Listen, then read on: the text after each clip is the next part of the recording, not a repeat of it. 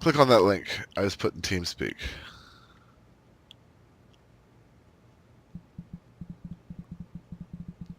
Click on that link I just put in TeamSpeak.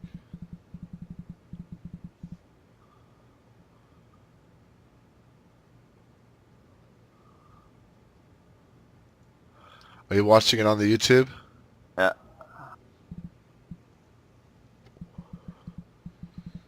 Alright, so you see how when I'm moving my mouse around, Yeah. that little bar on the right-hand side is jumping around? Yeah. Right. See what I'm talking about now? I'm just hovering over all the red buttons, and you'll see that Right. the little white highlight bar on the right-hand column in my golf bag light up. So now you'll see in a second that I'm hovering over the Right. 6-iron. This will stop the tutorial. So, I hover over on the left hand side, the driver, and I pick the driver. Don't pick it. Just hover over it. I just want you to see the correlation between what you're selecting on the left and how it's affecting your bag on the right.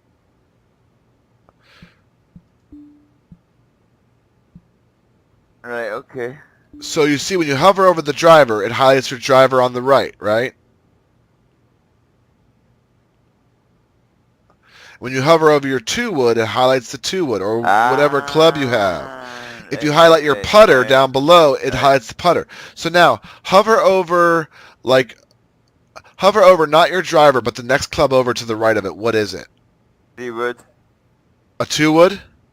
3-wood. 3-wood. So now click on that 3-wood, okay? Uh-huh. Now it's saying up top, it says woods, and it says DWOHIWE, right? In little boxes. Yeah. And then you see some big boxes, 2-wood, 3-wood, 4-wood, 5-wood, right? So click on the 2-wood there. You'll see now that over on the right-hand side, that second slot in your golf bag is no longer a 3-wood, it's now a 2-wood. Yeah. And then click back. So now, where you had a Wait, how do you mean click? Alright, click back. Yep. Yeah, okay. Down the lower left-hand corner, or just hit escape. Right. So you've just swapped out your 3-wood for a 2-wood now. So now if you look over on the right, it says driver, and then now it says 2-wood instead of 3-wood, right? Yeah. So that's how you change your clubs. So if you see a club in there, so now if you look down your distances and you see a huge gap, right, up high where Alright, okay. you So can you go. can go into this anytime. Well, not during a game, but between games, you can go in here anytime you want, and you can take any club on the left and put it in your bag on the right. yeah. So what you do is if I'm on the right and I'm like, hey, you know what? I don't need a fucking 4-iron for whatever reason, right? I'd rather have a different club in there. You go over to the left where it says your 4-iron and make sure that, and watch until it hovers over the slot that you want to replace. Click on that club, and you don't have to put an iron in there. You can put whatever in there. You can put it. Yeah. You can go on H and put a hybrid in there. You can go on WE and put a wedge in there. You can put another iron in there. You can put a driver in there. It doesn't matter. So that's what I'm trying to get through to you is that you can have you can have a bag full of, like WGT would only let you bring 3 woods and then all your irons, right? In this game, you can have your bag full of no woods at all, just all irons or all drivers or whatever you want to do. You can. So just know that if you're missing a distance, you don't feel comfortable in the game, you can come into here and you can say, listen, I'm having a hard time between 211 yards and 170 yards. It's just too much of a gap in there. Yeah. So I want to find a club that I can replace my 211 with maybe something which hits, 195. So I'd go in there and I replace my 3 hybrid with a 4-iron or whatever, and so it sets you up for the next shot. yeah, so that way you can look down your distances and go, listen, I have a big gap. Like in my case right now, No, that's good. I have a big gap between my 9-iron and my GW, my gap wedge.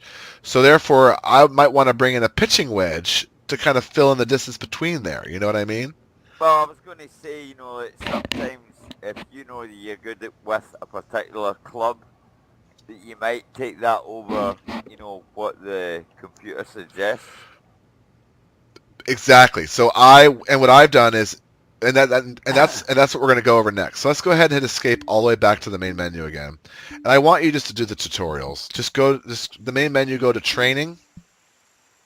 Can we do this tomorrow? Because I need to go and I'm right in I, the middle of cooking dinner dude, and you can do this on your own. Next time you get into the game, I want you to go into training and I want you to go into lessons and I want you to go into and take all of those 4 classes. They take about 5 minutes each. And right. after that, See, you'll have much more control. right. Apart from the things that you showed me already with the controls on the keyboard, because I was playing it completely from the mouse. That's much better now because now I understand how to change the clubs, how to read the lie. Yeah, how to fly over and you can move around. I And can then look at the background and shit like that and see what sort of difficulty I'm going to get myself into and is it worth hitting that shot for the risk? yeah, totally. And you can cue and you can see exactly where your ball's going to land and you can change your club and cue in again and see where the ball's going to land. By the way, it won't let you change your club when you're in that free flying mode. You have to hit Q again and then change your club and then hit Q again to go back and see where that one will land. You know what I mean? It's you can't just change your club and it'll automatically change your landing zone. So if I'm on the tee and I want to Yeah, look that way makes sense. down Yes, there, yes, I that go makes have a sense. look where it's going to land. I go, no, it's too far. I want to pull it back. I hit Q again. I change my club down so it's not as far, and then I hit Q to see where that one's going to land. How many keyboard commands do you use playing this on your keyboard? I use Q. I use Shift. I use W and S all the time. I'll use my arrows to um. I use A and D to move my aim left to right. Oh, to shuffle his feet? Yeah, to shuffle them over versus having to right click, which takes Ah, too right. long. So right click left to right is very good for fine tuning, but if you want to fucking move him, 15 degrees, fucking Yeah, just it's use no your point. A and your Yeah, D. yeah, yeah, yeah, yeah. It's funny because while I was explaining it to Demon, I was like, dude, just aileron over to the right. He's like, okay, because that's War Thunder, right?